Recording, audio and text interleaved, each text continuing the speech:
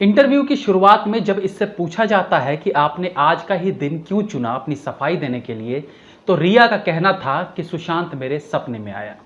इस पहली चीप घटिया डायलॉग से ही आपको इस बात का पता लग जाएगा कि ये एक सी ग्रेड का स्क्रिप्टेड इंटरव्यू होने वाला है। आगे पहले तो ये बोलती हैं कि हम साल में एक दो बार ही मिलते थे, लेकिन आराम से बैठकर घंटों तक बात करते थे, अपने सुख दुख सब कुछ शेयर करते थे। उसके बाद मैडम कहती है 2018 या 19 में मुझे लगा कि यार इसके साथ बैठकर आराम से बात करनी चाहिए। तो इससे पहले जो बोला वो क्या था? अरे सारी बातें, हर चीज तो आपके हिसाब से आप पहले भी करते ही थे, तो कई साल बाद दोबारा से बैठकर बात करेंगे का क्या मतलब था?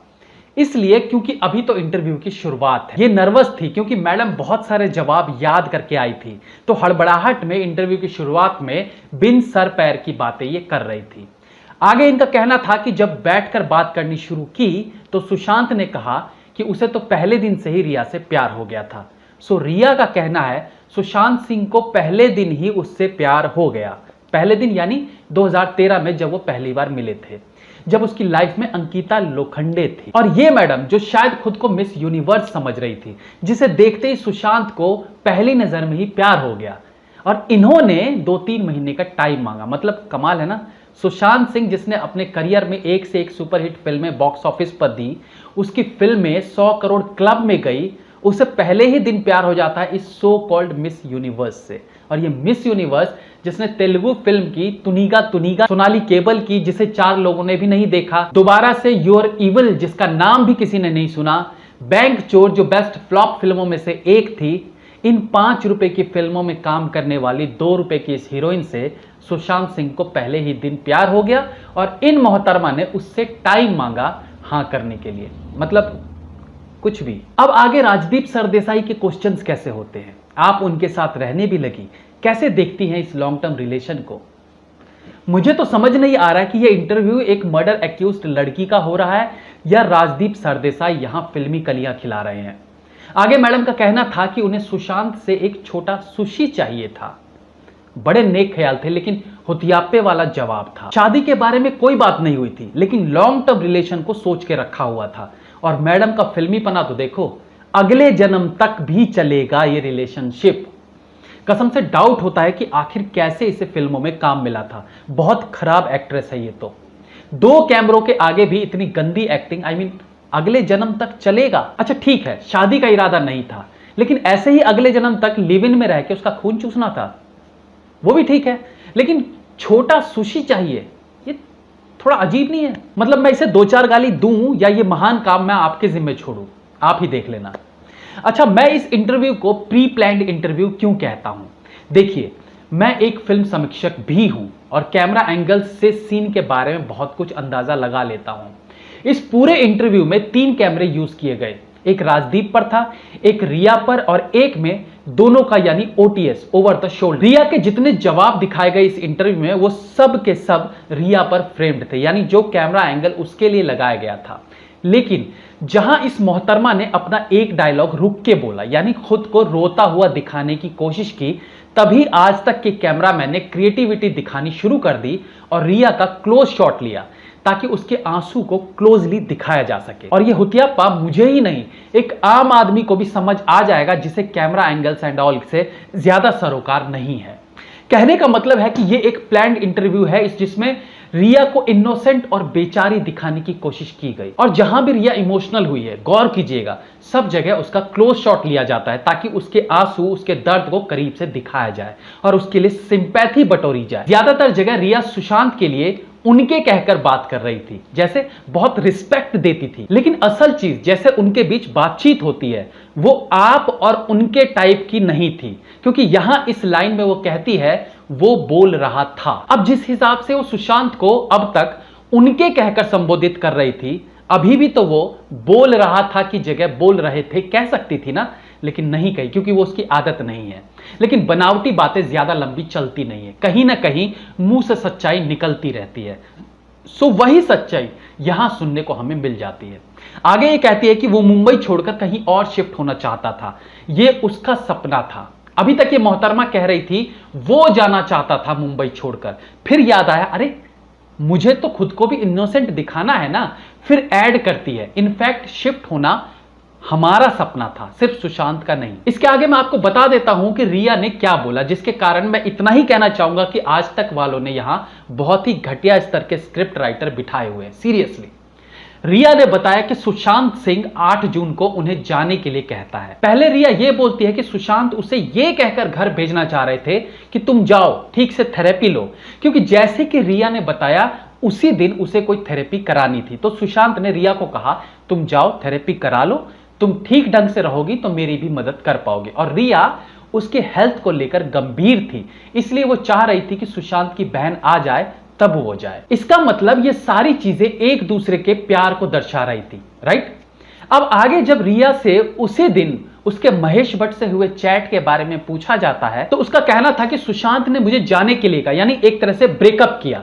लेकिन यहां कहानी बदल चुकी है। पहले रिया ने कहा कि वो उसे इसलिए भेजना चाह रहा था ताकि वो अपनी थेरेपी करा सके, ताकि आगे उसकी मदद कर सके, यानी वो उसके लिए केयरिंग था। और जब महेश भट्ट से उसी दिन वाली चैट के बारे में पूछा जाता है तो वो बोलती है अब अगर कोई आपको अचानक से घर से बाहर निकाल दे, याद रखिएगा अचानक से घर से बाहर निकाल दे जिसकी आपने 1 साल तक सेवा की हो।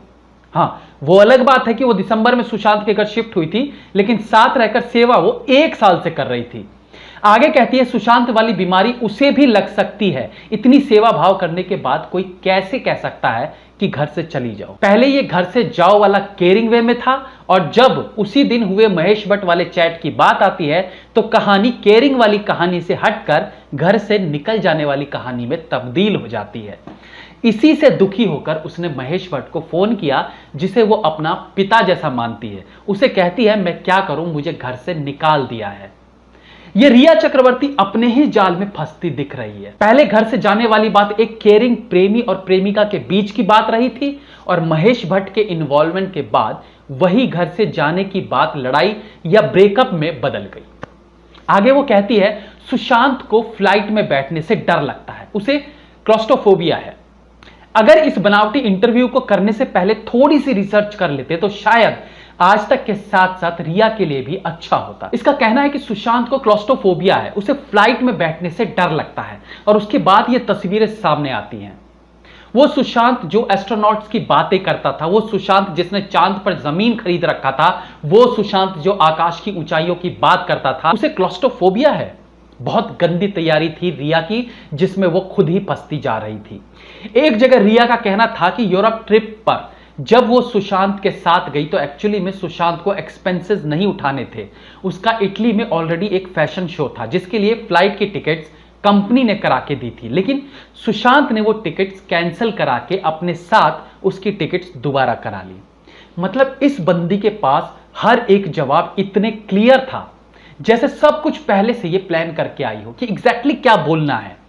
रिया का कहना था कि पेरिस में सुशांत 3 दिन तक होटल से बाहर नहीं निकला, तब उसे पता चला कि यह किसी बीमारी से गुजर रहा है। लेकिन 7 अक्टूबर 2019 को जब वो पेरिस में थे तब वहां उनका एक फैन मिला था बाहर, यानी पब्लिक प्लेस पे, और उसने उनके साथ पिक्चर्स भी ली थी जिसे उस फैन ने ट्वीट भी किया है। तो इससे भी यह साफ हो जाता है कि रिया चक्रवर्ती पूरी तरह से झूठ बोल रही है। इस इंटरव्यू में रिया कहती है कि वो मिडिल क्लास फैमिली से है और वो और उसका परिवार सुशांत के टुकड़ों पर नहीं पलता। अब क्या कोई ये बताएगा कि एक मिडिल क्लास फैमिली कैसे सबसे महंगे वकील को अपॉइंट कर लेता है? क्या एक मिडिल क्लास फैमिली की लड़की 35,000 रुपए हेयर स्टाइलिंग पर खर्च कर सकती है? कैसे एक मिडिल क्लास फैमिली की लड़की जो एक घर का लोन चुका रही है वो यूरोप टूर पर जा सकती है? बहुत सी ऐसी बातें इस इंटरव्यू में आसानी से समझी जा सकती है कि ये सरासर झूठ बोल रही थी। ये सब कुछ पहले से रट कर आई थी। इनका कहना था कि 2013 में सुशांत ने किसी डॉक्टर को दिखाया था और उस बारे में इसे बताया था। ये बड़ी आसानी से उस डॉक्टर का नाम 2020 में भी याद रखती है। क्या ये स्ट्रेंज नहीं है? 2013 में सुशांत सिंह अंकिता लोखंडे के साथ रिलेशनशिप में था और उसके कई इंटरव्यूज से यह पता चलता है कि वो उसके साथ बहुत खुश था। अगर वो डिप्रेस था तो अंकिता लोखंडे को इस बारे में क्यों नहीं बताया जो 2020 में आके उसने रिया चक्रवर्ती को बताया। राजदीप सरदेसाई ने केवल उतने ही सवाल पूछे जितने की तैयारी उसे पहले से कराई गई थी। क्यों रिया से यह नहीं पूछा कि इतना महंगा वकील इसने कैसे अफोर्ड किया, क्योंकि यहां तो भेद खुल सकता था। आप रिया के जवाब देने का तरीका भर देखिए। एक मंझी हुई खिलाड़ी की तरह उसने इत्मीनान से सवाल सुनने के बाद वो जवाब देना शुरू करते हैं, क्योंकि वो ऑलरेडी तैयारी के साथ आई है कि उसे किस सवाल का जवाब क्या देना है। रिया का यह भी कहना था कि सुशांत अपने पिता से 5 साल से नहीं मिला, जबकि 2018 में ही वो अपने गांव गया था और पिताजी से मिला था। आप इस पूरे इंटरव्यू को देखेंगे तो समझ आएगा कि कैसे एक प्लानिंग के साथ यह इंटरव्यू कंडक्ट किया गया है। सवाल खत्म होते ही सबूत के साथ एक एक जगह, एक एक रेस्टोरेंट, टाइम, सब कुछ के साथ परफेक्टली जवाब दे रही थी। उसका कहना था कि जून के महीने में उसकी तबीयत ठीक नहीं थी, जबकि आप इनके इंस्टाग्राम पोस्ट पर नजर डालेंगे तो आपको कहानी ऐसी नहीं लगेगी जैसे कि ये बताने की कोशिश कर रही है, क्योंकि पिक्चर्स करंट के हालात को काफी हद तक बयां करते हैं। और आप कोई इरफान खान के लेवल के एक्टर तो हो नहीं जो दिल में दर्द छुपाए अपनी हंसी से सारी दुनिया को मंत्रमुग्ध कर देने की कला आती हो। थोड़ा फिल्मी हो गया। पूरे इंटरव्यू में एक के बाद एक रिया ने अपने कार्ड्स निकालने शुरू करे। पहले बोली सुशांत डिप्रेस्ड है, फिर इनका कहना था कि वो नशा करता है, फिर कहती है उसकी माताजी डिप्रेस्ड थी, फिर कुछ मीटू जैसे एलिगेशंस लगाती है, फिर कभी कहती है सुशांत का उसके परिवार से रिलेशन अच्छा नहीं था। यह पूछे जाने पर कि कई कंपनीज में आप, सुशांत और आपका भाई शौमिक ही पार्टनर क्यों है, तो उसका कहना है कि किसी एक नाम को डालना होता है, तो इसलिए हमने शौमिक का नाम फॉर्मेलिटी के लिए डाल दिया। अब सवाल यह है कि अगर कंपनी सुशांत की है तो नाम मात्र के लिए ही सही, किसी को नॉमिनी के तौर पर ऐड करना भी है तो शौमिक ही क्यों? सुशांत की बहन, उसके पापा क्यों नहीं? रिया के भाई का ही नाम क्यों? क्योंकि रिया उसे इंसिस्ट करती थी कि उसके भाई का नाम ही कंपनी के साथ जोड़ा जाए। यूरोप ट्रिप पर एक कपल गुड टाइम बिताने जाता है और वहां भी रिया का भाई उनके साथ होता है। क्या ये थोड़ा ऑकवर्ड नहीं है? पूरे इंटरव्यू में इसने कोशिश तो बहुत की कि कहीं से इमोशनल दिखे, कहीं से एकाध आंसू की बूंद उसकी आंखों से टपक जाए, लेकिन ऐसा वो कर नहीं पाई। उल्टा पूरे इंटरव्यू में अजीब सी स्माइल, अजीब सा कॉन्फिडेंस लिए वो बेबाकी से जवाब देती रही, जैसे उसे अच्छे से पता है कि एग्जाम में क्या कुछ आने वाला है, जिसकी पूरी तैयारी वो ऑलरेडी करके आई थी। मैं अपनी बात कहूं तो ये पूरा इंटरव्यू झेल पाना मेरे लिए आसान नहीं था। हर एक लाइन में झूठ झलक रहा था, हर एक लाइन में उसका झूठ झलक रहा था। उसकी बॉडी लैंग्वेज इस ओर बार बार इशारा कर रही थी कि उसका सुशांत के साथ रिश्ता कैसा था। उसकी बातों से ये साफ लग रहा था कि उसने सुशांत पर पूरी तरह से कंट्रोल किया हुआ था। एंड ऑफ द डे इस इंटरव्यू में आपको केवल ये गेस करना है कि रिया चक्रवर्ती और राजदीप सरदेसाई में बेहतर एक्टर कौन है। जय हिंद, वंदे मातरम।